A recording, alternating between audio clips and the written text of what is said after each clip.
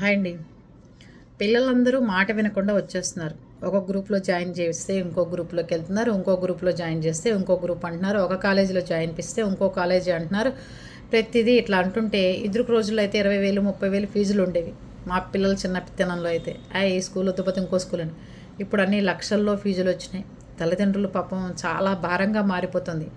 పిల్లల్ని స్కూల్‌కి వెళ్తాము, కాలేజీకి వెళ్ళే టైంలో ఒకసారి అన్ని కాలేజీలు తిప్పి చూపించండి చేర్పించేటప్పుడే. రేపు మార్చి ఏప్రిల్ వచ్చేస్తుంది కదా, పిల్లలకి ఒక రోజు సండే అంతా పెట్టుకోండి. ఒక 5-6 కాలేజీలు సెలెక్ట్ చేసుకుని ఈ కాలేజీలో ఉంటే ఇబ్బంది ఏంటి, ఈ కాలేజీలో చేరితే ఉపయోగం ఏంటి, ఈ కాలేజీలో చేరకపోవడం వల్ల నష్టపోయేది ఏంటి, ప్రతిదీ వివరించుకుంటూ తల్లిదండ్రుల దగ్గరుండి చెప్పుకుంటూ భవిష్యత్తులో నువ్వు చదువుకుంటే ఎంత ఇదిగా ఉంటావో ఏంటి నీకు ఎలాగని ఆ బ్రెయిన్లోకి మెల్లిగా ఎక్కిస్తూ ప్రేమతో చూపించుకుంటూ కాలేజీలన్నీ వెళ్తుంటే వాళ్ళకి చేరే టయానికి టెన్షన్ లేకుండా వాడు ఆలోచించుకుంటాడు.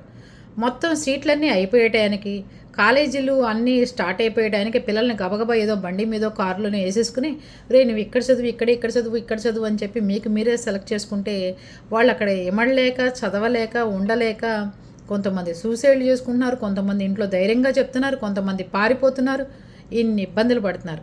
కనుక పిల్లల్ని 10th అయిపోగానే ముందు ఒక వారం రోజులు రెస్ట్ ఇచ్చేసి తర్వాత కాలేజీలన్నీ చూపించుకుంటారండి. మన ఇంటికి ఇంత దూరం, మన ఊరికి ఇంత దూరం, దీంట్లో చదివిన పిల్లలు ఇలా ఉన్నారు, దీంట్లో చదివిన పిల్లలు ఇలా ఉన్నారు అని చెప్పుకుంటూ వస్తారంటే వాళ్ళు కొంచెం మైండు ఏం చేయాలనేది ఆలోచించుకుంటారు.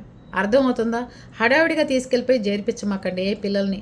ఈరోజు మళ్ళీ ఆ స్కూల్లో 2,00,000 ఫీజు కడితే వాడి వెనక్కివ్వడు. సర్టిఫికెట్లు ఇవ్వాలంటే మళ్ళీ 2 సంవత్సరాల ఫీజు కడితే కానీ వాడి సర్టిఫికెట్లు మనకి ఇవ్వడు. ఇన్ని ప్రాబ్లమ్స్ ఉన్నాయి. అర్థమవుతుందా? ఓకేనా?